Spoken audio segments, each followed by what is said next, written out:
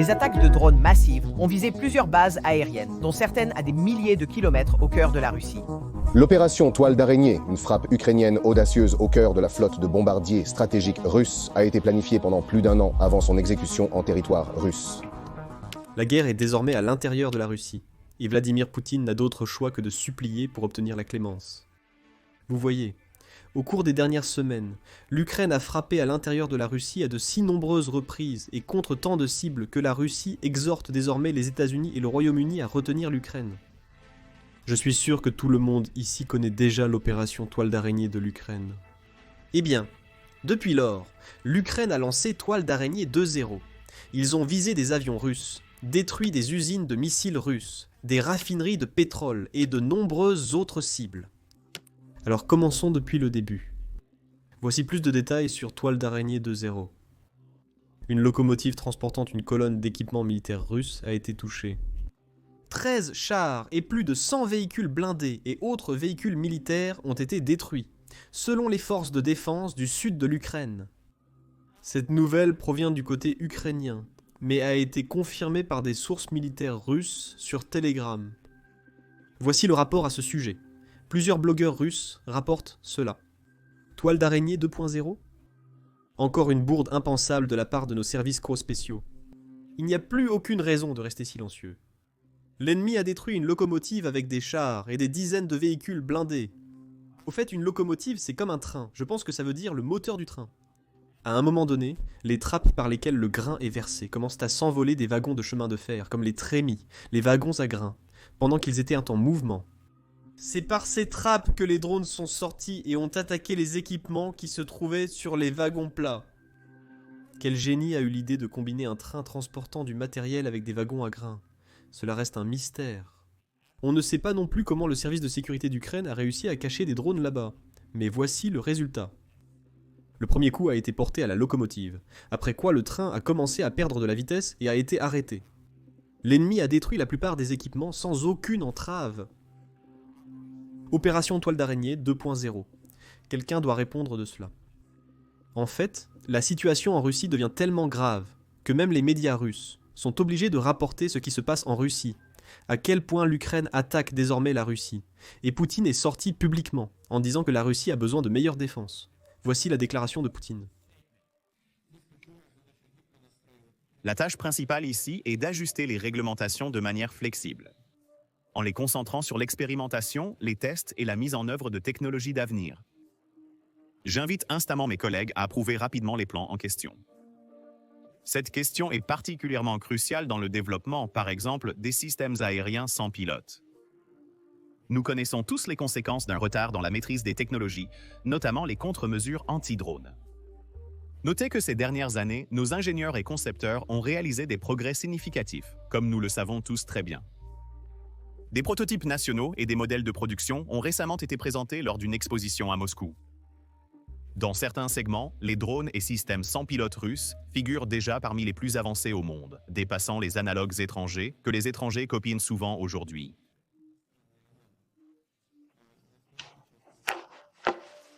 Avant de continuer, si vous pouvez cliquer sur le bouton « S'abonner » ci-dessous pour rester informé de toutes les actualités géopolitiques comme celle-ci. Commençons. Maintenant, la panique est généralisée en Russie, et c'est précisément pour cela que Poutine est obligé de faire de telles déclarations. D'habitude, le gouvernement russe n'a pas l'habitude d'admettre ses erreurs ou ses échecs. Mais cette fois, l'opération menée par l'Ukraine a été l'une des plus dévastatrices que la Russie ait jamais connue, et Poutine ne peut tout simplement pas s'en cacher ou essayer de la dissimuler. En fait, ce qui n'aide pas le gouvernement russe, c'est que tous les quelques jours, les forces de défense ukrainiennes publient de nouvelles images de l'opération Spiderweb. Rien qu'hier, nous avons reçu une nouvelle séquence de 2 minutes, montrant un drone ukrainien sortant de cette structure en forme de maison qui se trouvait dans le camion et allant attaquer la base aérienne. Regardons cela ensemble maintenant. Comme vous pouvez le voir, voici la vidéo d'un drone sortant de ce camion, de cette structure en forme de maison. Ces chauffeurs de camions transportaient en fait la structure de la maison à l'intérieur de la Russie. Ces chauffeurs n'avaient aucune idée de ce dont ils faisaient partie. Tout ce qu'ils savaient, c'est qu'ils devaient aller à une station-service. Le chauffeur devait s'arrêter près d'une station-service à proximité d'un aérodrome, selon les instructions reçues. Maintenant, ces drones à l'intérieur du camion avaient environ 10 km, soit à peu près 6 ou 7 miles d'autonomie. Donc ils avaient encore un peu de chemin à parcourir avant d'atteindre la base aérienne. Mais comme vous pouvez le voir, ce drone n'est clairement pas l'un des premiers drones de l'opération, puisqu'il y a déjà de la fumée. On peut supposer que l'opération était déjà en cours et que les avions de chasse étaient déjà en feu. Déjà sous attaque, maintenant ce drone va simplement observer les environs. Maintenant, on peut voir sur les images que presque tous les avions russes étaient simplement à découvert, et c'est exactement ce qui a rendu cette opération si dévastatrice. Au début, il y avait des rumeurs selon lesquelles l'intelligence artificielle aurait été utilisée lors de cette opération. Mais comme le président Zelensky l'a lui-même confirmé, ce n'était pas le cas. Ici, on peut voir ce drone survoler la base d'abord, puis repérer un bombardier qui n'a pas encore été attaqué. Ensuite, il s'est occupé du dernier bombardier. Hélas, avec Poutine, les mauvaises nouvelles ne s'arrêtent pas là. Aujourd'hui même, nous avons appris que l'Ukraine a abattu un autre avion de chasse russe. Voici ce rapport. L'armée de l'air ukrainienne a abattu un chasseur russe, Su-35, qui vaut environ 85 millions de dollars dans la région de Koursk, le 7 juin. On dit que cela s'est produit lors d'un combat de missiles air-air. Ici, nous avons en fait les images de l'épave. Voici un autre gros plan du Su-35 après que l'incendie a été éteint ou qu'il s'est simplement consumé.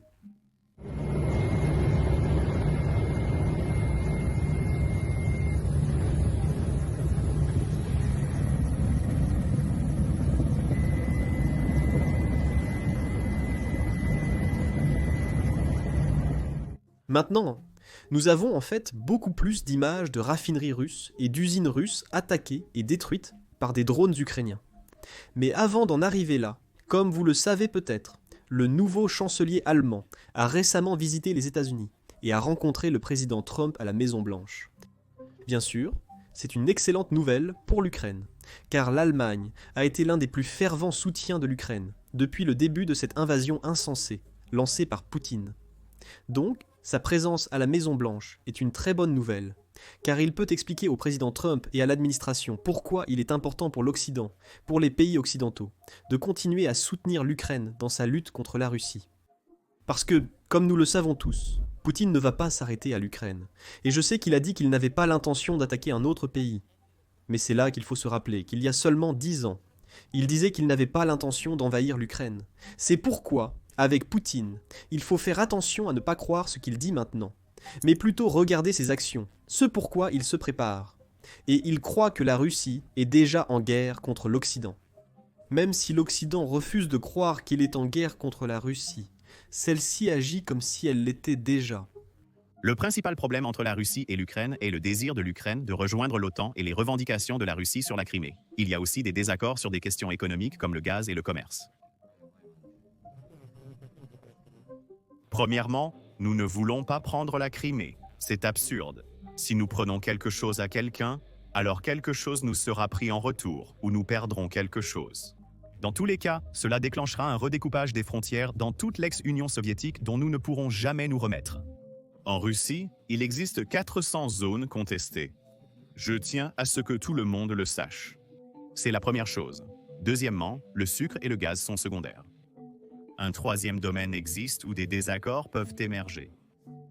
Mais juste ça, des désaccords, rien de plus. Selon moi, le principal problème est le lourd héritage impérial russe. Pour une raison quelconque, on croit encore que la Russie est un empire. Et maintenant, vous qui applaudissez, écoutez-moi attentivement. Tout le monde croit que la Russie reste un empire et la traite encore comme telle, mais cela n'est plus vrai depuis longtemps. De toute évidence, un extrait comme celui-là vous montre qu'on ne peut pas faire confiance aux paroles de Poutine. La seule chose que la Russie comprend, c'est la force. Et si nous voulions éviter cette guerre, la seule chose qui aurait fonctionné, c'était que l'Ukraine soit membre de l'OTAN. C'est exactement ce que le chancelier allemand dit à tout le monde. Le président prétend souvent que cette guerre n'aurait pas eu lieu s'il avait été à la Maison-Blanche. Partagez-vous son avis ? Eh bien, c'est une théorie ou une spéculation qui pourrait être juste ou fausse. Mais cette guerre a lieu maintenant et nous devons y faire face. Nous devons la résoudre maintenant. Il n'a aucun sens de discuter du passé. c'est arrivé. Si l'Ukraine avait été membre de l'OTAN, ce qui a été demandé en 2008, et que les Américains avaient soutenu cela, mais que les gouvernements français et allemands s'y étaient opposés, on peut encore spéculer sur ce qui se serait passé avec cette guerre. À l'époque, l'Ukraine était une grande puissance nucléaire. Ils étaient la troisième plus grande puissance nucléaire au monde et ils ont accepté de se débarrasser de toutes leurs armes nucléaires. Et par la suite, la Russie a attaqué l'Ukraine. Est-ce que cela se serait produit si des armes nucléaires étaient restées sur place? Vous pouvez poser la même question encore une fois. Non, cette guerre a lieu maintenant et nous devons l'arrêter maintenant. C'est notre tâche. Malheureusement pour la Russie, Vladimir Poutine a mal jugé la force de l'armée ukrainienne et la force de l'armée russe. Tout d'abord, il croyait que l'Ukraine n'opposerait pas vraiment de résistance à une invasion russe. Il avait tort. Deuxièmement, il croyait que la Russie était toujours la deuxième armée la plus puissante du monde. Il s'est également trompé sur ce point. Et l'Ukraine continue de prouver au monde entier que la Russie n'est qu'un tigre de papier. C'est en réalité simplement un État défaillant, avec des armes nucléaires. Et c'est la seule raison pour laquelle quelqu'un prend la Russie au sérieux. En fait, pour la première fois récemment, l'Ukraine a réussi à cibler des Iskander russes avant leur lancement. Ils sont presque impossibles à intercepter et extrêmement meurtriers. L'Ukraine a frappé 3 lanceurs de la 26e brigade de roquettes au moment où ils se préparaient à frapper Kiev. Un lanceur a explosé et 2 autres ont probablement été endommagés. Chaque système Iskander coûte jusqu'à 100 millions de dollars et les missiles coûtent jusqu'à 3 millions de dollars. Voici la séquence de la frappe ukrainienne.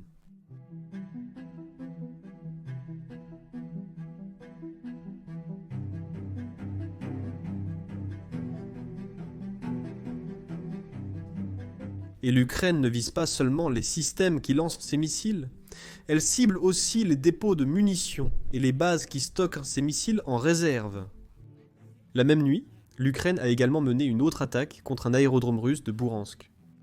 Là, la Russie stockait les missiles Iskander-M. La Russie produit environ 65 missiles par mois, et ils coûtent 3 millions de dollars chacun à fabriquer. Frapper un stock de missiles russes, c'est clairement les toucher là où ça fait le plus mal, au portefeuille.